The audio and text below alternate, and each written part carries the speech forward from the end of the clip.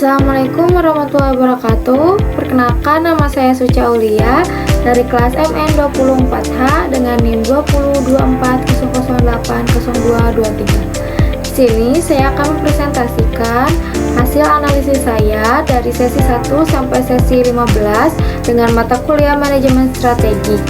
Video ini dibuat untuk memenuhi salah satu tugas proyek mata kuliah tersebut. Baik, di sini ada latar belakang perusahaan Goto Gojek Tokopedia. PT Goto Gojek Tokopedia atau Goto adalah perusahaan teknologi Indonesia yang bergerak di bidang transportasi dan pelayanan keuangan digital. Perusahaan ini resmi didirikan pada 17 Mei 2021 sebagai hasil merger antara Gojek yang didirikan oleh Nadiem Makarim dan Tokopedia yang didirikan oleh William Tanuwijaya dan Lentinus Alpha Edition. Penggabungan ini membentuk ekosistem digital yang terintegritas untuk memenuhi kebutuhan masyarakat. Saat ini, Goto menaungi layanan seperti Gojek, Tokopedia, dan Goto Finansial, termasuk GoPay, serta berkomitmen mendukung pertumbuhan UMKM dan ekonomi digital di Indonesia. Visi menjadikan platform digital on demand terdepan di Asia Tenggara yang memberikan dampak sosial dan ekonomi positif bagi masyarakat. Misinya yaitu mempermudah kehidupan sehari-hari melalui teknologi digital, meningkatkan kesejahteraan mitra developer dan UMKM, memberikan layanan cepat, aman, dan inovatif bagi pelanggan, dan menciptakan dampak sosial yang berkelanjutan. Selanjutnya ada perspektif umum manajemen strategi pada perusahaan. Dalam manajemen strategi, perspektif keuangan berfokus pada peningkatan pendapatan, laba, serta efisiensi biaya agar perusahaan mampu mencapai pertumbuhan yang berkelanjutan. Selanjutnya ada perspektif pelanggan, menekankan upaya peningkatan kepuasan loyalitas dan jumlah pelanggan melalui penyediaan produk atau layanan yang berkualitas. Perspektif proses bisnis internal bertujuan meningkatkan kualitas, efisiensi, dan inovasi dalam setiap proses kerja, sehingga perusahaan dapat memberikan nilai yang lebih baik pada pelanggan. Sementara itu, perspektif pembelajaran dan pertumbuhan berfokus pada pengembangan sumber daya manusia, pemanfaatan teknologi, serta penciptaan budaya inovasi yang mendukung keberhasilan perusahaan dalam jangka panjang. Selanjutnya ada tantangan bagi perusahaan Goto. Yang pertama yaitu persaingan ketat dengan platform digital lain, perubahan teknologi, dan kebutuhan pelanggan yang cepat, serta menjaga keamanan data secara transaksi digital. Selanjutnya kita akan menyaksikan sedikit cuplikan tentang perusahaan Goto Gojek Tokopedia Tbk atau perusahaan Goto. Isn't it beautiful? How our destinies have become intertwined. Once underdogs, we've gone so far.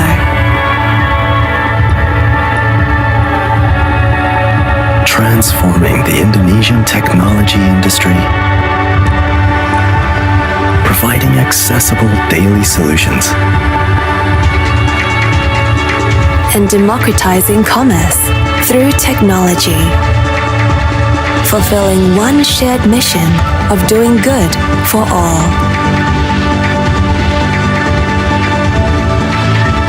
But how far can we go? For that very question, we've decided to come together to be stronger. Adopting Gotong Royong, the Indonesian spirit of working together to extend the opportunity for a better life to everyone. Made possible by a team of challengers, passionate for a greater impact. We are local pioneers, ready to shape the global world.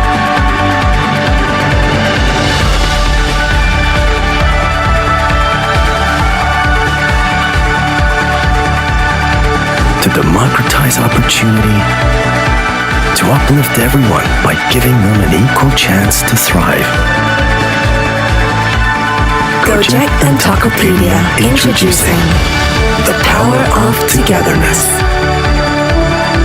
Go to, go far, go together. Oke, selanjutnya ada balance scorecard PT Goto Gojek Tokopedia Tbk atau Goto. Visi menjadikan ekosistem digital terbesar yang berdampak positif bagi sebesar-besarnya masyarakat. Misi menghadirkan layanan yang memudahkan kehidupan sehari-hari dan mendorong kemajuan ekonomi Indonesia. Yang pertama yaitu perspektif keuangan. Tujuan meningkatkan pendapatan, laba, dan efisiensi biaya untuk pertumbuhan berkelanjutan. KPI utama pertumbuhan Gross Transaction Value atau GTV. Pertumbuhan pendapatan, EBITDA atau laba bersih, efisiensi biaya operasional, dan nilai perusahaan. Lalu selanjutnya ada inisiatif strategiknya. Yang pertama yaitu monetisasi ekosistem secara optimal, mengendalikan biaya dan efisiensi, peningkatan profitabilitas unit bisnis, ekspansi layanan keuangan digital, optimalisasi pemanfaatan data. Yang kedua yaitu perspektif pelanggan. Tujuan meningkatkan kepuasan, loyalitas, dan jumlah pelanggan. KPI utama yaitu jumlah pengguna aktif, peningkatan retensi pelanggan, Net Promoter Score, peningkatan kepuasan pelanggan. Selanjutnya ada inisiatif strategi. Yang pertama yaitu personalisasi layanan dan promosi, program loyalitas, peningkatan kualitas layanan, ekspansi dan edukasi pasar, integrasi layanan dalam ekosistem. Yang ketiga yaitu perspektif proses bisnis internal. Tujuan meningkatkan kualitas, efisiensi, dan inovasi proses kerja untuk memberikan nilai terbaik. KPI utama yaitu waktu penyelesaian layanan, peningkatan keberhasilan transaksi, kualitas layanan mitra, inovasi produk atau layanan, keamanan dan keandalan sistem. Selanjutnya ada inisiatif strategiknya. Yang pertama yaitu standarisasi dan otomatisasi proses, peningkatan teknologi dan infrastruktur, pengolahan kualitas mitra, pengembangan fitur dan layanan terbaru. Selanjutnya ada penguatan keamanan data dan sistem. Dan yang keempat yaitu perspektif pembelajaran dan pertumbuhan. Tujuannya yaitu mengembangkan SDM, teknologi, dan budaya inovasi untuk mendukung keberhasilan strategi. KPI utama yaitu mengembangkan kompetensi, adopsi teknologi, budaya, dan tingkat retensi karyawan. Selanjutnya yaitu inisiatif strategiknya. Yang pertama, pelatihan dan pengembangan SDM, rekrutmen talent terbaik, investasi teknologi dan data analisis, mendorong budaya inovasi dan agilitas, program kesejahteraan karyawan, dan di bawahnya yaitu ada peta strategiknya. Oke, selanjutnya ada peran kepemimpinan dalam perusahaan SA Beauty Cosmetic.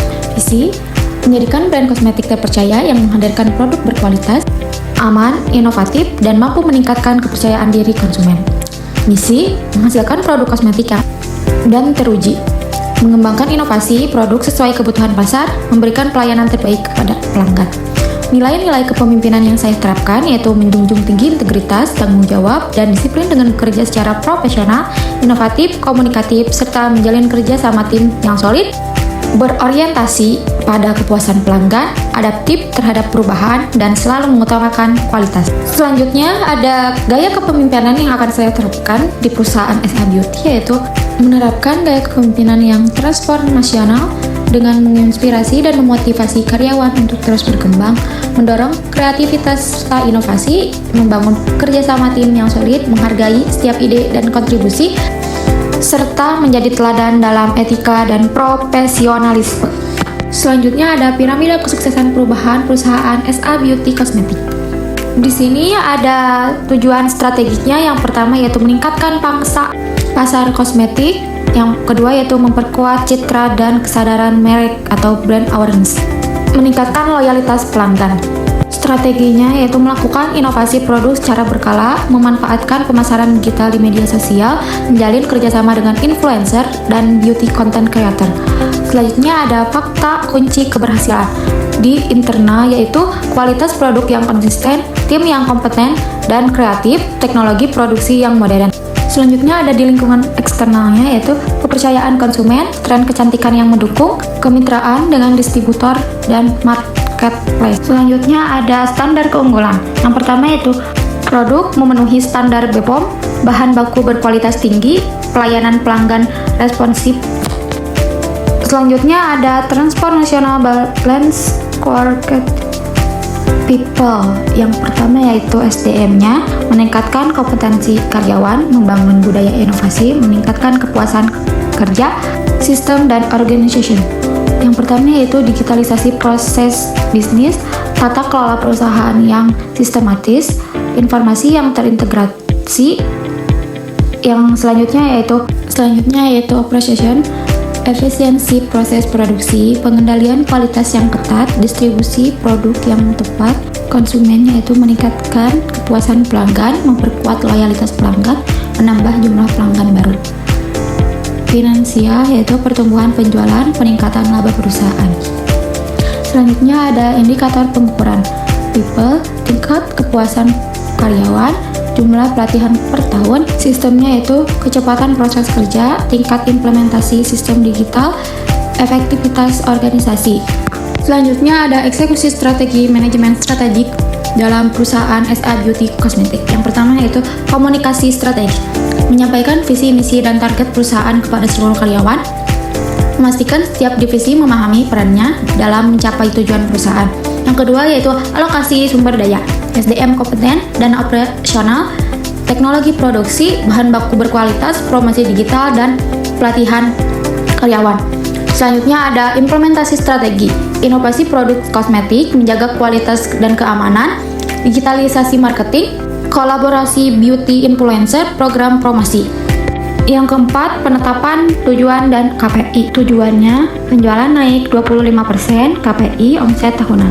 Kepuasan lebih besar 90%, skor survei pelanggan, pangsa pasar bertambah, dan untuk KPI-nya pelanggan baru. Selanjutnya ada monitoring dan evaluasi. Memantau KPI, membandingkan target dan realisasi, evaluasi kendala, dan menentukan perbaikan. Selanjutnya ada dashboard KPI, omset target 5 miliar, realisasi 5,3 miliar, kepuasan target 90%, realisasi 93, pelanggan baru target 10.000, realisasi 11.200 orang.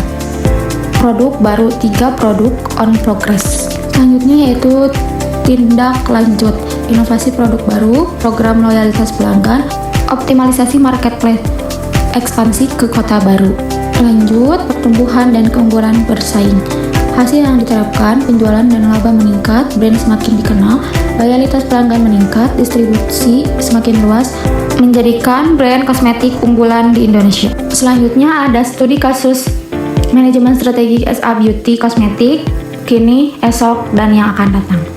Yang pertama yaitu kondisi saat ini, persaingan ketat dalam industri kosmetik dan skincare, perubahan tren kecantikan yang cepat, konsumen semakin selektif terhadap kualitas dan keamanan produk, tingginya pengaruh media sosial terhadap keputusan pembeli.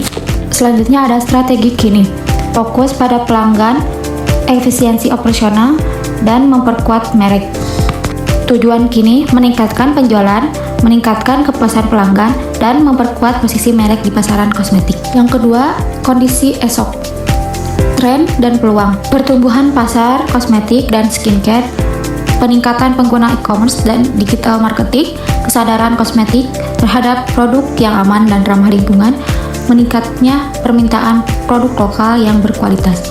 Strategi esok yang pertama yaitu inovasi produk, mengembangkan produk skincare dan kosmetik baru sesuai tren kecantikan, ekspansi pasar, memperluas distribusi ke berbagai daerah, dan memperkuat penjualan melalui platform digital dan website resmi.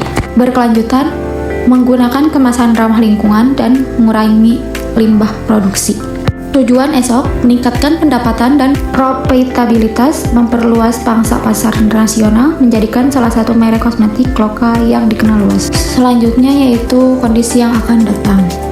Gambaran masa depan, industri kosmetik berbasis teknologi dan personalisasi produk, konsumen semakin peduli pada berkelanjutan, dan persaingan global semakin terbuka.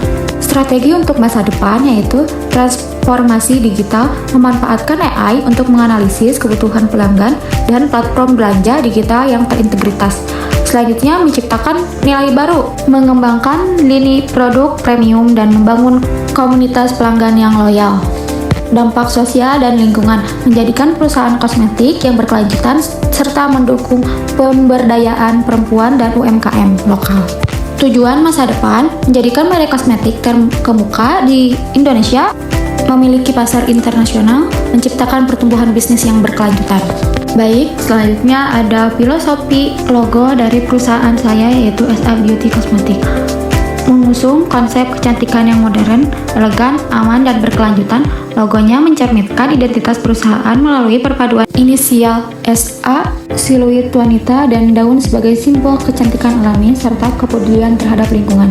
Keunggulan utama perusahaan terletak pada kualitas produk, inovasi, dan desain premium, sedangkan tantangan utamanya yaitu membangun kepercayaan konsumen dan memperluas pangsa pasar di tengah persaingan industri kosmetik yang semakin kompetitif. Sekian video presentasi kali ini. Mohon maaf apabila ada kekurangan. Wassalamualaikum warahmatullahi wabarakatuh.